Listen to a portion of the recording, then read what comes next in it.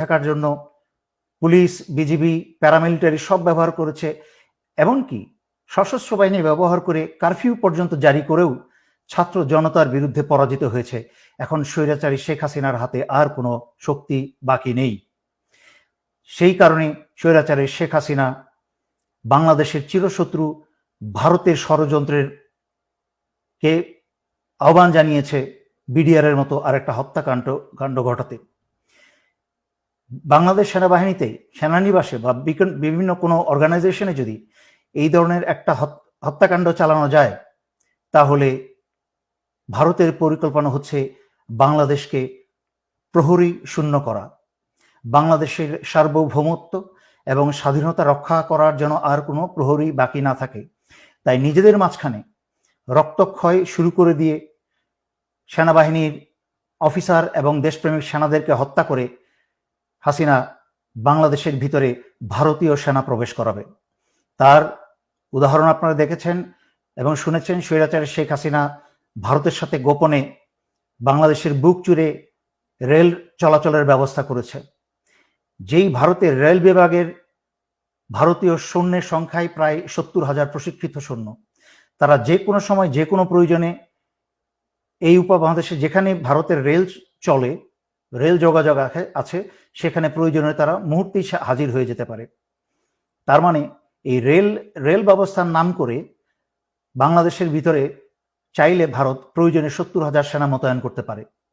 একদিকে বাংলাদেশের প্রহরী সেনা হত্যা করবে, আর একদিকে ভারতীয় সেনা প্রবেশ করে বাংলাদেশ দখল করবে এবং স্বৈরাচারী শেখ হাসিনাকে বাঁচাবে।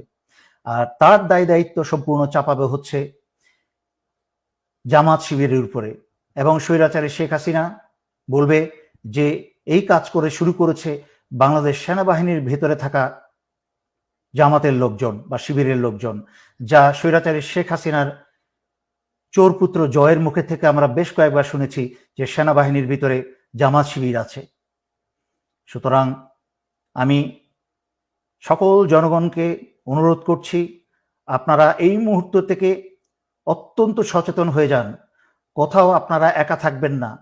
কোথাও আপনাদেরকে বাসা বাড়িতে এলাকায় যদি পুলিশি হানা হয়, তাহলে আপনারা সারা এলাকার মানুষ ঘিরে ধরবেন, এবং ছাত্রছাত্রী তোমরা সবাই পকেটের মাঝখানে তোমরা মরিচের গুঁড়া রাখবে।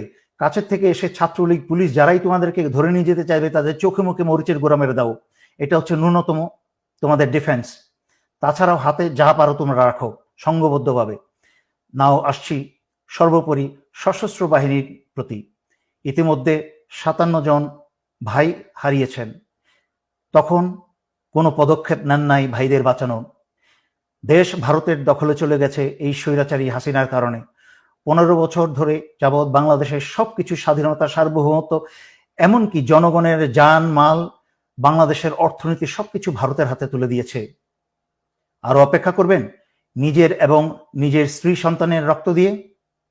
এখনো সময় আছে। আজকে রাত্রে ভোরের অপেক্ষা না থেকেই আপনারা অস্ত্র হাতে জরুরি অবস্থা জারি করে সারা বাংলাদেশের ক্ষমতাবার হাতে তুলে নিন এবং ছাত্র আন্দোলনরত ছাত্র জনতার সাথে কাঁধে কাঁধ মিলিয়ে বাংলাদেশ রক্ষায় দাঁড়িয়ে যান। আমি সংগ্রামরত, আন্দোলনরত ছাত্র ছাত্রী জনতা এবং দেশপ্রেমিক সশস্ত্র বাহিনীর পক্ষ থেকেই স্বৈরাচারী শেখ হাসিনার সরকারকে বহিষ্কার ঘোষণা করছি। স্বৈরাচারী শেখ হাসিনা সরকার আজ থেকে বাংলাদেশে সম্পূর্ণ অকার্যকর ঘোষণা করা হলো, এবং স্বৈরাচারী শেখ হাসিনার আওয়ামী লীগের যে কোনো সদস্যকে পেলে আপনারা গ্রেফতার করে জেলে সোপর্দ করুন। সশস্ত্র বাহিনী, দেশপ্রেমিক বিজিবি সকলের উদ্দেশ্যে আপনারা বিজিবির প্রতি সারা বাংলাদেশের সীমানা পাহারা দিন, এবং সশস্ত্র বাহিনীর নিজ অন্যান্য দায়িত্বের পাশাপাশি দায়িত্ব সকল বিমানবন্দরগুলোকে দৃষ্টিতে আনুন এবং পাহারায় রাখুন, যেন আওয়ামী লীগের কেউ পালিয়ে যেতে না পারে। এবং সর্বোপরি এই কথা বলছি, ক্ষমতাভার গ্রহণ করার পরে বাংলাদেশের ভেতরে যেন ভারতের কোনো রয়ের সদস্য যেন এরা না থাকতে পারে, তা যা ব্যবস্থা করার করুন। বাংলাদেশের মাটির ভিতরে, বাংলাদেশের সীমানার মধ্যে যেন যেখানেই রয়ের সদস্য